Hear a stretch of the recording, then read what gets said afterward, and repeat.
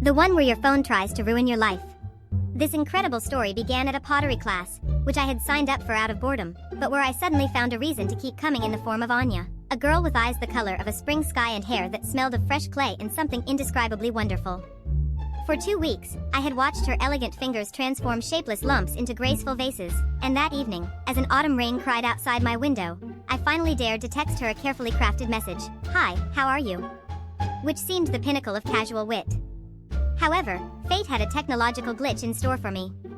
At the fateful moment of sending the message, I sneezed, my finger slipped, and autocorrect, that digital witch, irrevocably changed "how are you" to "how's soup."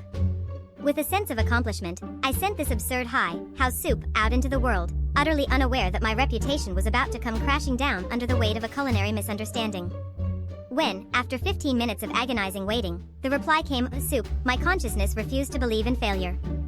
I saw it as an exquisite game, a subtle hint requiring a virtuoso continuation.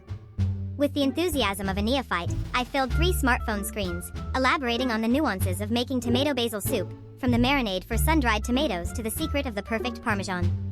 The bitter truth was revealed in her reply, "Do you often hit on people like this? With soup?" A cold dread ran down my spine as I reread our conversation from the beginning. The realization of my mistake was like a bucket of ice water. I imagined how I looked in her eyes, not like a romantic dreamer, but like a weirdo with culinary deviations. The peak of my humiliation was a message from my sister. Anya just sent a screenshot.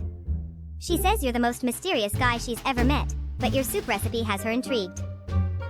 From that day on, at the pottery class, I was firmly nicknamed the soup connoisseur, and my attempts to explain myself only elicited good-natured chuckles. But the most amazing metamorphosis happened 10 days later. Anya herself approached me after class, holding a container of fragrant soup.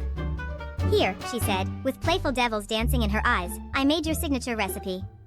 I have to admit, it's the best soup of my life." She invited me to dinner to discuss further culinary experiments. So, the absurd typo that almost destroyed my chances with the most charming girl in the class unexpectedly became the beginning of our story. Now we cook together on Tuesdays and make pots on Thursdays. And I quietly thank that ill-fated autocorrect for teaching me that sometimes the most ridiculous mistakes lead to the happiest of accidents. And yes, I still double-check every message before sending it.